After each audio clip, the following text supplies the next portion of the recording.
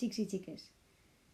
Acabem el tema de les activitats econòmiques parlant dels diners i de les empreses, de com estan organitzades, dels tipus que hi ha.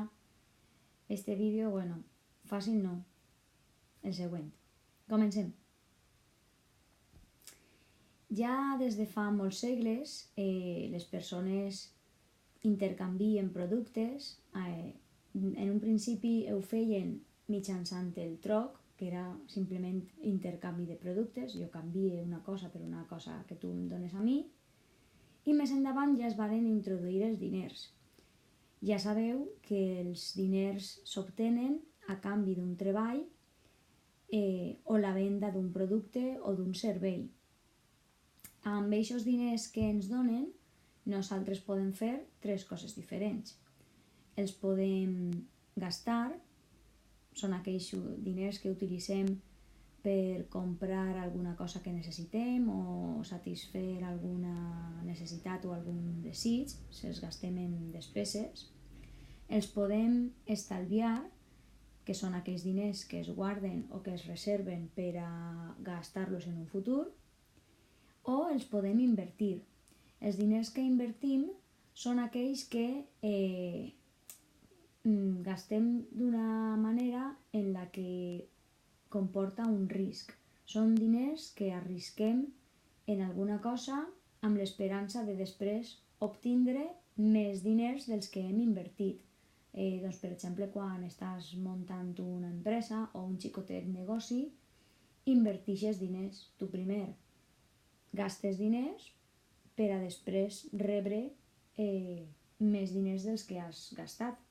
El que passa és que, com dic, comporta un risc, perquè potser si les coses no funcionen bé, aquests diners no se retornen o no guanyes més diners dels que has gastat. Quan decidim gastar els diners, tenim diverses formes de pagament. Per exemple, tenim els diners en efectiu, evidentment, totes aquelles monedes i bitllets que una persona porta damunt habitualment. Cada vegada els diners que porten en efectiu les persones són menors, perquè no és el mètode de pagament habitual. També podem pagar amb targeta bancària, que és una targeta, com el seu propi nom diu, que té una part magnètica que permet pagar sense diners. Les targetes poden ser de crèdit o de dèbit. Una targeta de crèdit, diguem que el pagament el fas al moment, i de dèbit pots aplaçar el pagament en setmanes o mesos. També es pot pagar, encara que no és molt habitual, amb un xec bancari. És un paper, un document que la persona ordena a una entitat bancària, és a dir, en un banc que li dona els diners que posa en aquest document. El problema del xec bancari és que has d'anar al banc en persona, físicament, has d'anar tu al banc per poder cobrar aquests diners. Normalment has d'anar al banc. De vegades n'hi ha bancs que te permeten fer-ho per internet, però normalment has d'anar allí presencialment. I per últim, i el que és més nou, per dir-ho així, és el pagament electrònic, que són totes aquelles operacions que fas a través d'internet. Jo ací afegiria una novetat en el mètode de pagament, i és que avui en dia ja van existint aplicacions mòbils que te permeten pagar amb el teu propi telèfon. El que passa és que està relacionat amb la targeta bancària. Tu és com si diguérem que poses la clau de la targeta bancària al telèfon mòbil i el telèfon mòbil detecta la màquina de pagament i és un altre sistema que ha aparegut en els últims anys. Anem a parlar ara de les estratègies de compra. Quan vols gastar-te diners, lo normal és que planifiques allò que te vols comprar. Per què? Perquè lo normal en les persones és que tinguem una quantitat limitada de diners disponible. Tu no pots anar a dir, pues ara vaig a comprar-me una casa, que és una cosa molt cara, no? Has de planificar-te les compres. Quan planifiques les compres, has de recordar que una cosa és el que necessites i una altra el que desitges. Hi ha coses que necessitem i ahir sí que no pots evitar-ho, has de pagar-ho, pues com per exemple pagar la comunitat de veïns o comprar els llibres de l'escola, i si ens sobren diners de tot allò que hem de pagar sí o sí, ja sí que potser els pots destinar en comprar-te coses que desitges i que no són tan necessàries, doncs roba o unes sabates especials per a un vestit, coses per l'estil. A banda, quan ens anem a gastar una suma de diners molt elevada, també és interessant demanar un pressupost per a saber. Un pressupost és un document que ens fa la persona de la tenda encarregada en el que ens diu aproximadament els diners exactes que ens anem a gastar en una compra. I així nosaltres ens podem planificar si tenim prou diners, si no en tenim, si hem d'estalviar més. Fins i tot de vegades es pot parlar de pressupost personal, que és una manera d'organitzar-te els diners que tens. Tu has de saber els diners que te van a ingressar, és a dir, els que vas a rebre, i les despeses que has de tindre. El que és interessant és que els diners que entren sempre siguin majors que els diners que ixen. Has de guanyar més diners dels que després necessites gastar.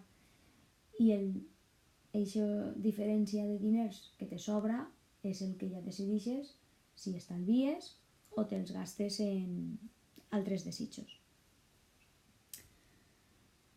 Anem a parlar ara de l'empresa.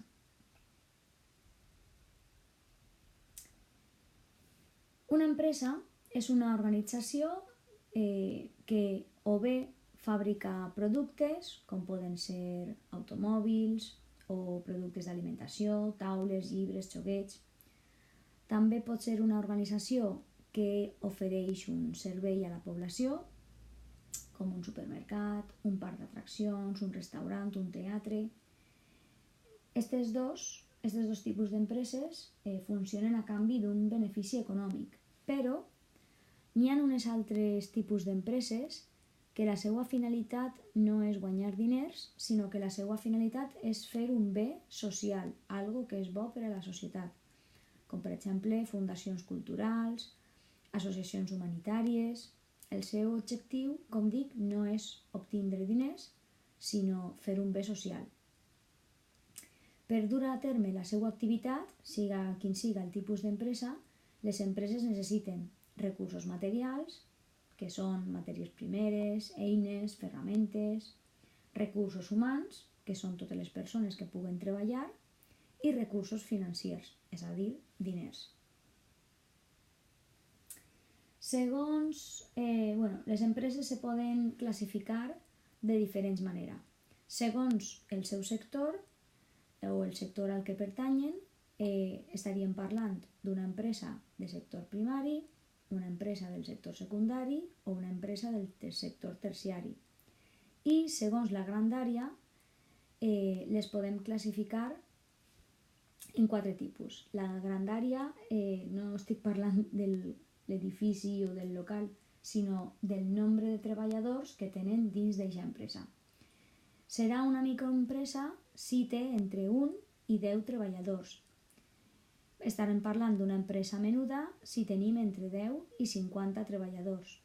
Una empresa mitjana és aquella que té entre 50 i 250 treballadors i les empreses grans són aquelles que tenen més de 250 treballadors. I per últim, parlem de l'organització empresarial. Segons la propietat, és a dir, segons qui siga l'amo de l'empresa i segons la grandària de l'empresa, Les empreses se poden organitzar de diferents maneres. Hi ha empreses que són molt menudes i una sola persona s'encarrega de tot, de dirigir, de vendre, de produir, de comprar, i a més és la propietària del negoci. Una sola persona és capaç de portar una empresa sencera. Però si l'empresa és molt gran, la propietat i la gestió ja correspon a diferents persones.